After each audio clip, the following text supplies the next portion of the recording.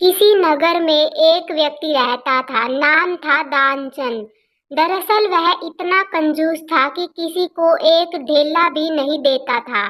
इसलिए लोगों ने मजाक में ही उसका नाम दानचंद रख दिया। एक दिन की बात है, उसकी पत्नी ने उसे कहा, यहाँ से गंगा जी सिर्फ 10 कोस दूर है। सारा जीवन तुमने सिर्फ रुपया कमाया है और बचाया। कम से कम एक बार गंगा नहा आओ तो तुम्हें भी पुण्य मिले और कुल को भी। दानचंद ने कहा, अरे भाग्यवान, सारा पुण्य तो धन में ही है। गंगा जी नहाने से क्या मिलेगा? वहाँ पंडे लोग मिलेंगे तो उनको पैसा देना पड़ेगा। पत्नी बिगड़कर बोली, अरे तुम जाओ तो सही। जरा दान पुण्य करोगे तो क्या बिगड़ जाएगा तुम्हारा? यदि आज तुम न गए तो तुम्हें भोजन भी नहीं मिलेगा। बैठा रहना भूखे। अब मरता क्या न करता। दानचंद ने सोचा कि चलो एक बार हो ही आते हैं, नहीं तो श्रीमती जी भी बिगड़ी रहेगी और भोजन भी ना मिलेगा सो अलग। दानचंद जी गंगा जी की ओर घर से रवाना हुआ। गंगा घाट पर किसी पंडित को रुपए न देने पड़ जाए इसलिए उसने कुछ भी पैसा नहीं लिया और खाली हाथ ही चल पड़ा। वह इतना कंजूस था कि इतनी दूर जाने के लिए भी उसने वाहन तक नहीं लिया, पैदल ही चल पड़ा। बहुत देर बाद वह गंगा किनारे पहुंचा तो मुख्य घाट की ओर न गया। उसे डर था कि वहां स्नान करने के बाद घाट के पंडे लोग दान दक्षिणा मांग सकते हैं। इसलिए वह सीधे मुर्दा घाट चला गया, जहां पर मृतकों का दाह संस्कार किया जाता था। उसने चारों ओर देखभाल कर तसल्ली कर ली कि इसके अलावा और कोई व्यक्ति इस घाट पर दूर दूर तक नहीं है। वह निश्चिंत होकर गंगा जी में नहाने उतर गया। दानचंद की कंजूसी देखकर भगवान को भी हंसी आ गई कि इतना लोभी आदमी नहीं देखा। भगवान ने सोचा कि इसकी परीक्षा लेनी चाहिए। उन्होंने तुरंत पंडे का भेष धारण किया और उसी घाट पर पहुंच गया जहां दानचंद नहा रहा था। जैसे ही दानचंद नहाकर आया, तुरंत पंडित जी के भेष में भगवान बोले, यजमान की जय हो। दानचंद अचानक पंडित जी को देखकर घबरा गया। बोला, आप कौन हो? पंडित जी बोले, संतोषी ब्राह्मण है महाराज, इसी घाट पर पड़े रहते हैं, भगवान का भजन करते हैं। दानचंद बोला, हद है, मुर्दा घाट को भी नहीं छोड़ा। पंडित जी हंसकर बोले, हम तो संतोषी ब्राह्मण हैं, घाट पर तो दूसरे पंडे रहते हैं।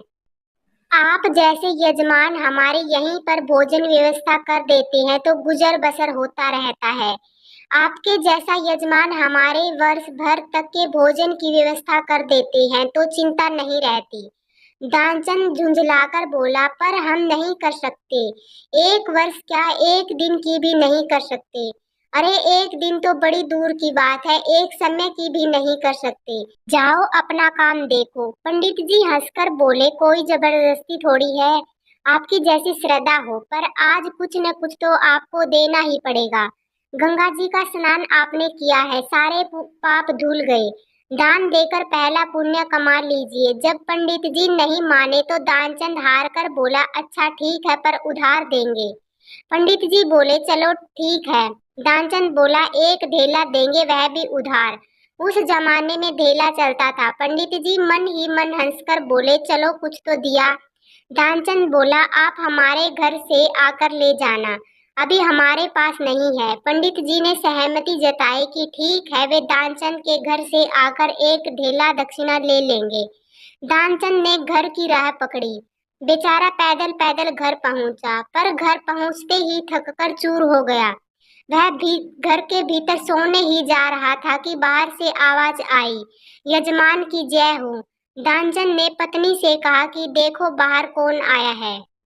पत्नी बाहर होकर भीतर आई तो दानचंद से बोली, किसी पंडे से एक ढेला देने के लिए कह आए थे क्या? दानचंद ने बोला, कहा तो था। हाँ क्यों? पत्नी बोली, आ गए हैं, बाहर बैठे हैं। दानचंद आश्चर्य से बोला, आ गया वो? हाँ। दानचंद बोला, कह दो कि हम बीमार हैं, 2-4 दिन बाद आना। पत्नी ने पंडित जी को हाल सुनाया। पंडित जी बोले, अरे यजमान बीमार है, दान मिले चाहे न मिले, लेकिन हमारे संकल्प में तो हमारे यजमान है, ऐसे संकट में यजमान को छोड़ना धर्म नहीं है। हम नहीं जा सकते, हम भी यही रहेंगे जब तक यजमान स्वस्थ नहीं हो जाते। आप तो भोजन सामग्री दे दो, भोजन हम आप ही बना लेंगे।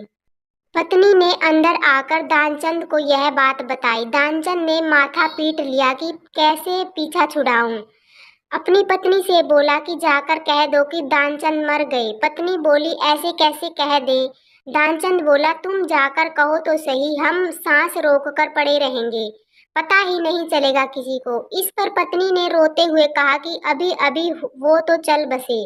पंडित जी बोले, शिव शिव, क्या मर गए? यह तो बहुत बुरा हुआ, लेकिन यजमान का जब तक अंतिम संस्कार न हो जाए हम कैसे जा सकते हैं?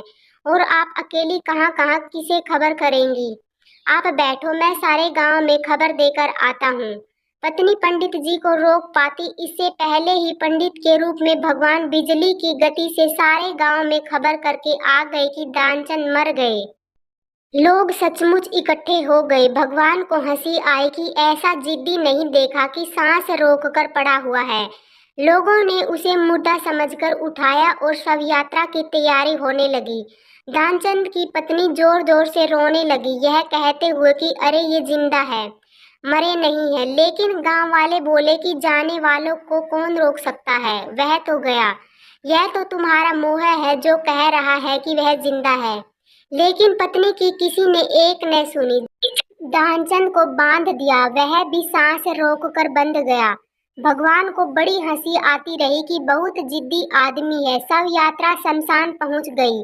वहां दानचंद को जलाने की तैयारी होने लगी, लेकिन तब भी वह सांस रोककर पड़ा रहा कि कहीं पंडित जी को मालूम न पड़ जाए कि वह जिंदा है। भगवान ने सोचा कि वह मर जाएगा, लेकिन ढेला नहीं देगा। भगवान गांव वालों से बोले कि यजमान के कान में कुछ मंत्र बोलेंगे ताकि उनको मोक्ष मिले। भगवान ने दानचंद के कान में कहा, आया हूँ बैकुंठ से, तुम हित नाता जोड़, वरदान लेहू कछु मांग। जैसे ही पंडित जी ने यह कहा तो दानचंद ने सोचा कि यह तो भगवान है, और ऐसा सोचकर उसने जैसे ही आंखें खोली तो पंडित जी को पाया। उन्हें देखते ही उसने वापस आंखें बंद कर ली। भगवान ने फिर कहा, आया हूँ बैकुंठ से, तुम हित नाता जोड़, वरदान लेहू कछु मांग। दानचंद आखिरकार बोला, ढेला दीजे छोड़।